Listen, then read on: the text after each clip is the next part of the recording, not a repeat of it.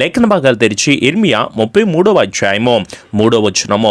నాకు మొర్రపెట్టుము, నేను నీకు ఉత్తరం ఇచ్చేదను, నీవు గ్రహింపలేని గొప్ప సంగతులను, గూఢమైన సంగతులను నీకు తెలియచేతును. Price lord.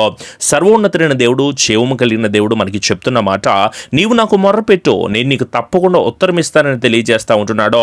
నిజమే, మనం ప్రార్థన చేస్తే దేవుడు గొప్ప కార్యాలు మన పట్ల జరిగిస్తాడు. మనము ఎన్నో పనులు చేయడానికి సమయం ఉంటుంది, కానీ ప్రార్థన చేయడానికి మాత్రము సమయం లేని వారిగా ఉంటున్నాను. దయచేసి దైవ సేవకుడికి మిమ్మల్ని గద్దిస్తూ నేను చెప్పగలను, మీరు ప్రతిరోజు కూడా 2.5 గంటలైనా సరే దేవునికి సమయాన్ని ఇవ్వండి. ప్రతిరోజు కూడా దేవుని ఆరాధన చేయడానికి మీరు సమయాన్ని ఇవ్వండి. దావీదు ప్రతిరోజు ఆరాధన చేసేవాడో. దావీదుకు ఏ పనులు లేవంటే, రాజ్యరికాన్ని దేవుడు చేతిలో ఉంచినా, దావీదు రాజుగా ఉంటున్నా సరే, తన రాజ్యాన్ని పరిపాలన చేస్తున్నా సరే, ప్రతిరోజు దేవుని ఆరాధించడానికి, దేవుని స్తుతించడానికి, దేవుని ప్రార్థించడానికి ఎక్కువ సమయాన్ని ఇచ్చేవాడో. దేవుని వాక్యం చదవడానికి, ధ్యానించడానికి కూడా మీరు ఎక్కువ సమయాన్ని ఇవ్వాలి.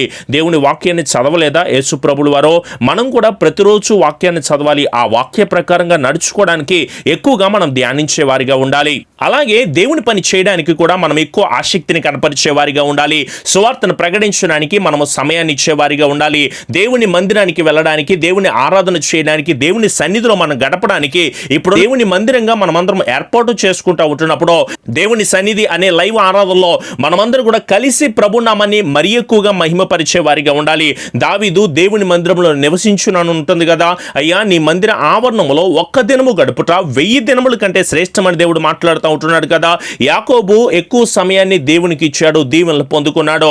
ఏశావు సమయాన్ని ఇవ్వలేదు, ఏమైపోయాడు చెప్పండి? శాపగ్రస్తమైన జీవితాన్ని పొందుకున్నాడు. గెహజీ మాత్రము సంపాదన కోసమో తనకు అధికమైన సమయాన్ని ఇచ్చాడు, ఏమైపోయాడో? చివరికి వ్యాధితో, రోగముతో ముత్తబడే వారిగా ఉంటున్నాడు. అయితే ఇక్కడ దేవుడు మనకి చాలా క్లియర్గా చెప్తున్న మాట, మనము దేవాది దేవునికి మొర్ర పెట్టుకోవడానికి గనక తగిన సమయాన్ని ఇస్తే ఆయన మనకు ఉత్తరం ఇస్తాను అని తెలియచేస్తూ ఉంటున్నాడు. మనము గ్రహింపలేని గొప్ప సంగతులైనా సరే, గూఢమైన సంగతులైనా సరే మనకు తెలియచేస్తానని దేవుడు మనకి వాగ్దానముతో కూడిన కొన్ని మాటలను తెలియచేస్తూ ఉంటున్నప్పుడు, ఇక్కడ మాట ఇచ్చినది మనిషి కాదు, సర్వోన్నతుడైన జీవము కలిగిన దేవుడే. సో మనమందరం కూడా ఈ రోజు నుంచి మొరపెట్టే వారిగా ఉందాము. గడిచిన 6 రోజులు మీరెంతో చక్కగా శ్రేష్టంగా దేవునికి మొరపెట్టుకుంటూ, వేడుకుంటూ, లైవ్ ఆరాధనలో పార్టిసిపేట్ చేస్తూ మీరెంతో చక్కగా ఆరాధన పూరితమైన ఆత్మీయమైన అనుభవాన్ని మీరు పొందుకున్నారో, ఈ రోజు కూడా మీరు తప్పకుండా వదిలిపెట్టకుండా, విడిచిపెట్టకుండా ప్రార్థననే ఆయుధాన్ని చేత్తో పట్టుకుని మీరందరూ కూడా ప్రార్థన చేయండి. మీలో ప్రార్థన చేయలేకపోవడానికి గల కారణం ఏమిటి అంటే, వాక్యానికి లోబడలేని స్థితిలో మీరు ఉంటున్నారో. వాక్యము మనకు ఏ ప్రకారమైన విషయాలను తెలియచేస్తూ ఉంటుందో ఆ వాక్య ప్రకారంగా మనమందరం జీవించే వారిగా ఉందామో. మీరు దేవుని వాక్యానికి లోబడకుండా, దేవుని మాట ప్రకారంగా నడుచుకోకుండా మీరెంత ప్రార్థన చేసినా అది వృధా ప్రయాస ప్రార్థనే. మీ హృదయంలో పాపం ఉంచుకుని మీరు ప్రార్థన చేస్తున్నా సరే, దేవుడు మీ పాపుల ప్రార్థనను మాత్రమో ఆలకించునని చాలా క్లియర్గా చెప్పాడు. మనమందరం కూడా పాపము చేస్తూ దేవుని సన్నిధిలో మొరపెట్టుకుని దేవుని వేడుకుంటే గనక దేవుడు మన ప్రార్థనను మాత్రం ఆలకించునని చాలా క్లియర్గా చెప్పాడు. వేషధారుల ప్రార్థన నేను ఆలకించునని, విశ్వాసంతో కాకుండా సందేహిస్తూ నువ్వు పెడుతున్న మొరలు నేను ఆలకించును అని, గర్వంతో నువ్వు చేస్తున్న ప్రార్థన నేను ఆలకించునని, ఇతరుల అపరాధనలు క్షమించడానికి నిరాకరించే నీవు, ఇతరుల పాపములు క్షమించలేకుండా ఉండే నీవు, నీ శత్రువును కూడా ప్రేమించలేని నీవు, నీ సహోదరులను కూడా ప్రేమించలేని నీవు, నువ్వు ప్రార్థన చేస్తుంటే దేవుడు ఎందుకు నీ ప్రార్థన ఆలకిస్తాడు? దేవుడు ఎందుకు నీ ప్రార్థన ఆలకించాలి? ఒకసారి ఆలోచన చేయండి మీరందరూ కూడా. మనమందరము దేవునికి ఇష్టానుసారమైన బిడ్డలుగా ఉండాలి అన్న, మనకు గ్రహింపలేని గొప్ప సంగతులు తెలియచేయబడాలి అన్న, గూఢమైన సంగతులు దేవుడు మనతో మాట్లాడాలి అన్న, దేవుడు మన పట్ల కలిగి ఉన్న ప్రణాళిక, ఆయన ఆలోచన, ఆయన తలంపులో, ఆయన విధానాలన్నీ కూడా మనకి తెలియాలి అన్నా సరే, మనము తప్పకుండా దేవునికి మొర్ర పెట్టుకుంటూ వేడుకునే వారిగా ఉందామో. ఒక విశ్వాసి ప్రార్థన చేయకపోతే గుడ్డుబోతిగా మారిపోతాడండి. ఒక విశ్వాసి ప్రార్థన చేయకపోతే, దేవుని సన్నిధిలో ఆరాధన చేయకపోతే ఒక తిట్టుబోతిగా మారిపోతాడు, ఒక తిరుగుబోతుగా మారిపోతాడు, ఒక పొగరుబోతుగా, ఒక నిద్రబోతుగా మారిపోయే వారిగా ఉంటున్నారు. దయచేసి గమనించండి. మీలో ఇంకా తిండిపోత ఆత్మను కలిగి ఉన్నారేమో, తాగుబోతు జీవితాన్ని కలిగి ఉన్నారేమో, సోమరిపోత ఆత్మ కలిగి ఆసక్తి లేకుండా అనాసక్తిగా జీవిస్తూ ఏదో ఆదివారమో శుక్రవారమో దేవుని ఆరాధన చేద్దామనే భ్రమలో బ్రతుకుతున్నారేమో. దేవుని వాక్యం మీతోనే మాట్లాడుతూ ఉంటుంది. మీరు కష్టాన్ని అనుభవిస్తున్నారో, నష్టాన్ని అనుభవిస్తున్నారో, శ్రమల్ని అనుభవిస్తున్నారో, జీవిస్తున్నారో, ఎన్నో బాధాకరమైన పరిస్థితులు గుండా మీరు వెళ్తున్నారో, మీ కష్టాలు కన్నీళ్లు చెప్పుకోవాలంటే పుస్తకాలైనా సరిపోనని భయంకరమైన బాధలో ప్రతిరోజు కూడా అనుభవిస్తూ వేదనకరమైన పరిస్థితులు గుండా వెళ్తున్నావో, అయినా సరే మనం జ్ఞానము లేని బిడ్డలుగా ఉంటే ఎలా చెప్పండి? లోకస్తులు కూడా అలాగే జీవిస్తున్నారు, మనం కూడా అలాగే జీవిద్దామా?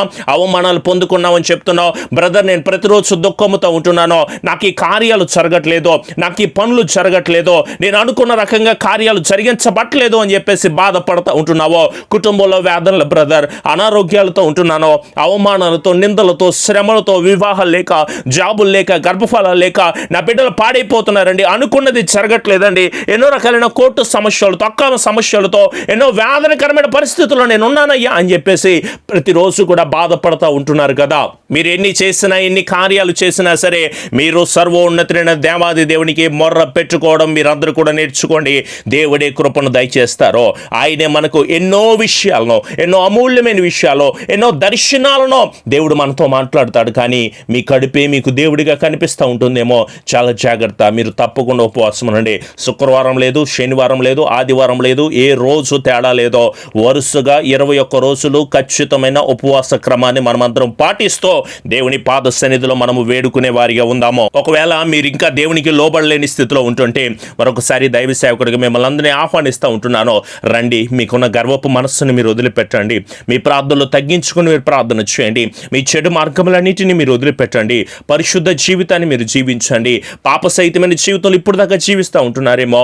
మన దేశము స్వస్థపడాలి అంటే ప్రార్థననే పట్టుదల కలిగి విసుగక మనం ప్రార్థన చేస్తూ, ఆసక్తితో మనం ప్రార్థన చేస్తూ, ఉపవాస ప్రార్థన చేస్తూ, ఒక నిరీక్షణ కలిగిన వారమే అంతము వరకు నమ్మకంగా ఉంటూ పరలోక రాజ్యము చేర్చబడేంత వరకు కూడా నమ్మకమైన బిడ్డలుగా మనమందరం కూడా జీవించే వారిగా ఉందాం. వ్యాధులు ఉన్నాయని, రోగాలు ఉన్నాయని, అనారోగ్యాలు ఉన్నాయని, అప్పులు ఉన్నాయని, కష్టాలు కన్నీళ్ళు, నా కుటుంబంలో ఎన్నో రకాలైన బాధల బ్రదర్ అని చెప్పేసి ఎంతో బాధపడుతున్నావో, వీటి విషయమే నువ్వు కంగారు పడవలసిన అవసరం లేదో. నా దేవుడు మిమ్మల్ని పూర్ణులుగా చేసి స్థిరపరిచి వాటన్నిటి నుంచి పూర్తి విడుదల తప్పకుండా దయచేస్తాడు. కానీ మీరందరూ కూడా నా దేవాది దేవునికి 2 హస్తాలు ఆయన వైపు చాచి కనుక మీరు ప్రార్థన చేస్తే గొప్ప జయాన్ని మీరందరూ కూడా పొందుకుంటారు.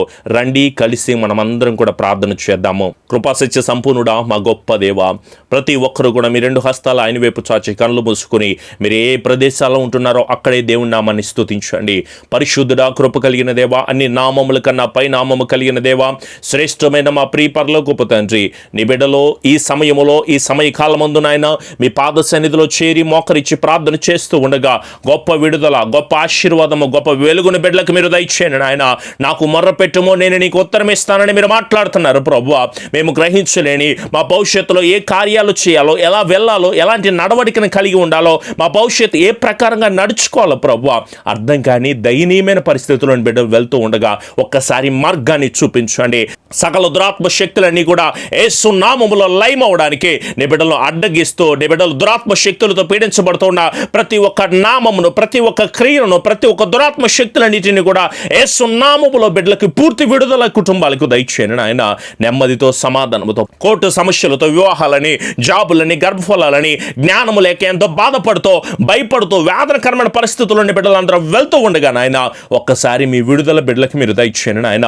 దుఃఖానికి ప్రతిగా సంతోషమిచ్చి ఆదరిస్తానన్నారు తండ్రి. అలాగే బిడ్డలు వ్యభిచరిస్తూ ఉంటున్నారేమో, పాప సహితమైన కార్యాలు చేస్తూ ఉంటున్నారేమో నాయన, వాటన్నిటి నుంచి విడుదల పొందుకుని ప్రభువా వారు పడుతున్న వేదనకు గొప్ప దీవెన బిడ్డలకు అందించి, స్థిరపరిచి, దీవించి, ఆశీర్వదించి బలాభివృద్ధిని కుటుంబాల్లో దయచేయమని నెమ్మది కలిగిన ఆత్మతో, సమాధానము కలిగిన ఆత్మతో ఉదయకాలపు లైవ్ ఆరాధనలో మీరు మాకు తోడై ఉన్నాడు ప్రభువా. నీ బిడ్డలు ఉపవాస ప్రార్థన చేస్తూ ఉండగా వారి ప్రార్థనలకు తగిన ప్రత్యుత్తరాన్ని మీరు దయచేసి దీవించి ఆశీర్వదించమని, అలాగే రాత్రికాలపు కుటుంబ ప్రార్థనలో మీరు దైవ సేవకుడు ఈ కుటుంబాలన్నిటి గురించి మీ పాదాల సన్నిధిలో ఉంచుతూ ఉండగా ప్రభువా మీ కృప, దీవెన, ఆశీర్వాదం వారి కుటుంబాలు మీరు అందించి, స్థిరపరిచి, బలాభివృద్ధిని, నెమ్మదిని, సమాధానాన్ని వారి కుటుంబాల్లో అందించి ఆశీర్వదించమని, అలాగే ప్రభువా మందిర నిర్మాణాల విషయంలో, ఆత్మీయ తల్లిగారి ఆరోగ్య విషయంలో కూడా ప్రభువా సకల ఆశీర్వాదములు, దీవెనలతో నడిపించి, స్థిరపరిచి, కృపదయచేసి ఆశీర్వదించమని మా ప్రియ రక్షకుడైన యేసు నామములో అడుగుచున్నాము తండ్రి. ఆమెన్. మీ ప్రార్థన అవసరతలు మాకు తెలియజేయండి. తప్పకుండా వాటన్నిటి విషయమే ఎల్లప్పుడూ కూడా ప్రార్థన చేసేవారిగా ఉంటాము. ఈ ఛానల్ని సబ్స్క్రైబ్ చేసుకోండి. పక్కనున్న బెల్ ఐకాన్ క్లిక్ చేయడం వల్ల మేము ఎప్పుడు వాక్యాలు పెడుతున్నా తప్పకుండా నోటిఫికేషన్ కింద వస్తాయి. అలాగే ఈ వాక్యాన్ని మీ స్నేహితులకి, బంధువులకి తప్పకుండా షేర్ చేయండి. వాళ్ళు కూడా ఉపవాస ప్రార్థన చేయమని తప్పకుండా మీకు తెలియచేయండి. ప్రతిరోజు ఉదయం 6 గంటలకు ఉదయకాలపు దేవుని స్వరం అనే లైవ్ కార్యక్రమం వస్తుంది. తప్పకుండా వీక్షించండి. అలాగే ప్రతిరోజు రాత్రికాల సమయం ముందు 9 గంటలకు కుటుంబ ప్రార్థన అనే లైవ్ కార్యక్రమం వస్తుంది. తప్పకుండా వీక్షించండి. ఈ పరిచర్యకి సహకారులుగా ఉంటున్న ప్రతి కుటుంబాన్ని కూడా దేవుడు దీవించి ఆశీర్వదించి బలాభివృద్ధిని దయచేయబడునుగాక. ఆమెన్.